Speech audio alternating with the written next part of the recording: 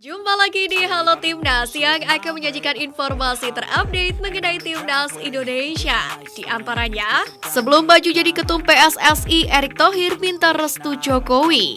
Ikuti jejak Timnas Indonesia Singapura kian gencar buru pemain naturalisasi. Nilai pasar anjlok, Egy Maulana Fikri jadi rebutan.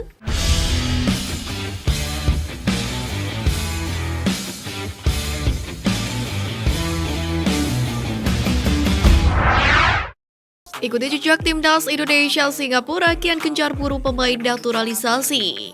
Asosiasi Sepak Bola Singapura atau FAS akan mempercepat proses mendapatkan pemain keturunan atau naturalisasi untuk bermain di tim nasional. Pasalnya seruan agar sepak bola Singapura meninjau kembali program Foreign Talent Scheme atau FTS semakin kencang. Apalagi setelah The Lions tersingkir di babak penyisihan grup Piala AFF 2022 usai finish ketiga di grup B. Dalam beberapa tahun terakhir, penggunaan pemain keturunan dan naturalisasi memang sedang tren di sepak bola Asia Tenggara. Timnas Indonesia sendiri juga menggunakan 3 pemain naturalisasi di Piala AFF 2022 dengan 1 diantaranya pemain keturunan.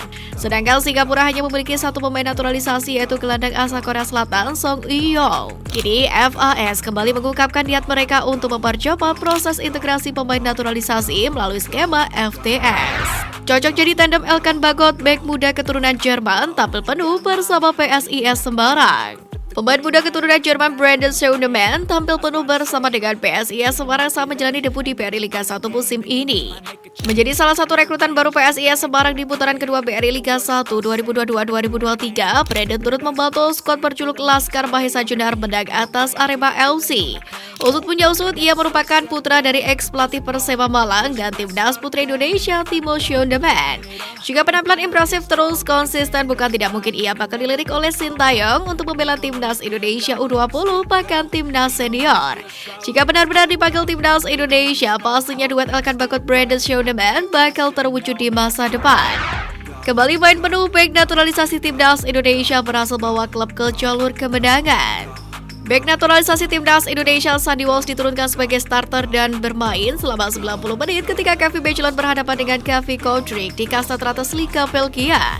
Sandy Walsh berhasil membawa Kevin Bejolan menang 3-2 atas Kevin Koudrick dalam pekan ke-22 First Division A 2022-2023, yakni di Ava Stadion Hector de Kazerne pada Minggu 22 Januari dini hari waktu Indonesia Barat.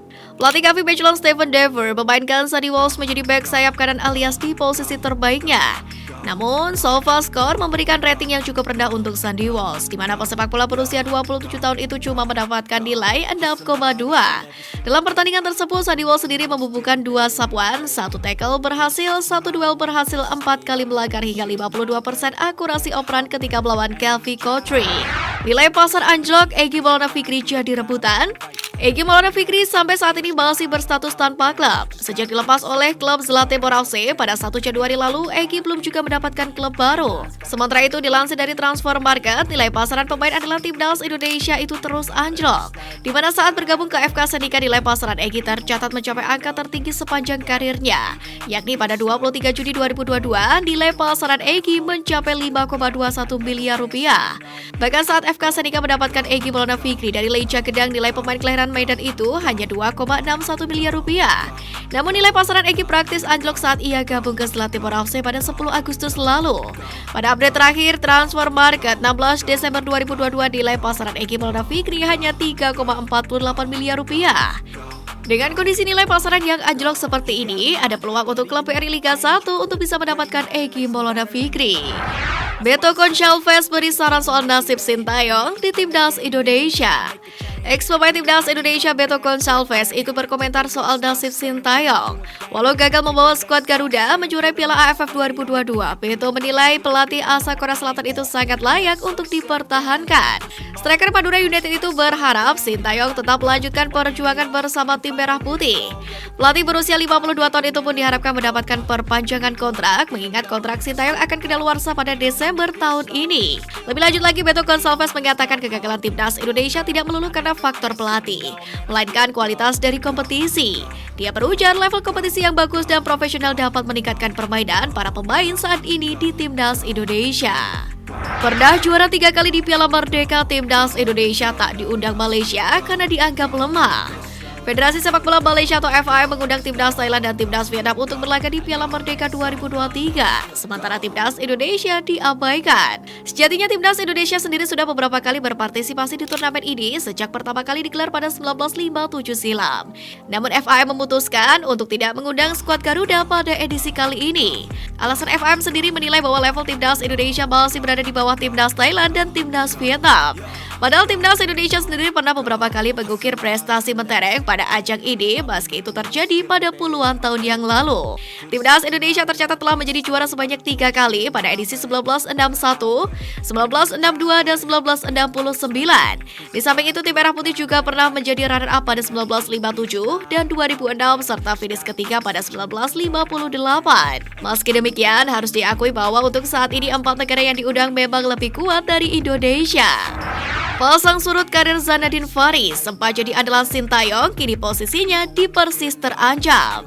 Gelandang muda potensial Persis Solo Zanadin Faris harus menghadapi perjalanan karir yang cukup berliku pada musim pertamanya mengenyam level profesional. Setelah namanya melambung bersama Persis Solo pada Piala Presiden 2022, Zanadin Faris sempat menjadi gelandang muda yang diperhitungkan. Bahkan kualitas Zanadin Faris berhasil mencuri hati Sintayong hingga akhirnya dipanggil untuk memperkuat timnas Indonesia U20 tepatnya pada kualifikasi Piala Asia U20 2023. Namun kini perlahan-lahan Zanadin Faris harus kehilangan tempat di tim utama Persis Solo.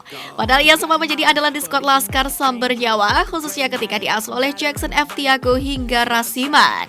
Namun sepulang dari TC Eropa, Zanadin Faris justru kehilangan tempat di Persis Solo. Dia terhitung jarang bermain saat Laskar Samber Nyawa berada di bawah asuhan Leonardo Medina.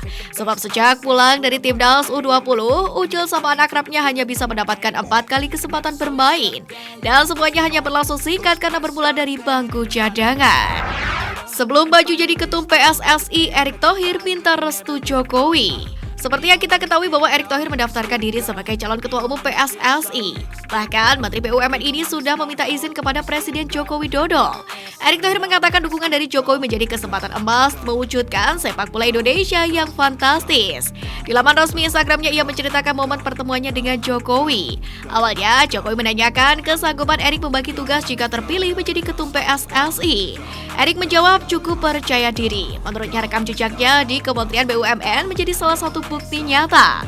Jika terpilih jadi ketum PSSI, Erick Thohir pun akan membuat tim yang profesional. Ia bahkan berujar timnya nanti kemungkinan akan kurang tidur. Karena dengan nyalinya Pak Erick Thohir, dia bakal bisa untuk memimpin PSSI. Keinginannya anak muda kan sepak bolanya pengen berubah gitu loh ke arah yang lebih baik. Sebelum bergeser ke berita selanjutnya, jangan lupa untuk like, comment, subscribe, and turn on notification supaya tidak ketinggalan berita terupdate lainnya mengenai Timnas Indonesia hanya dari Halo Timnas.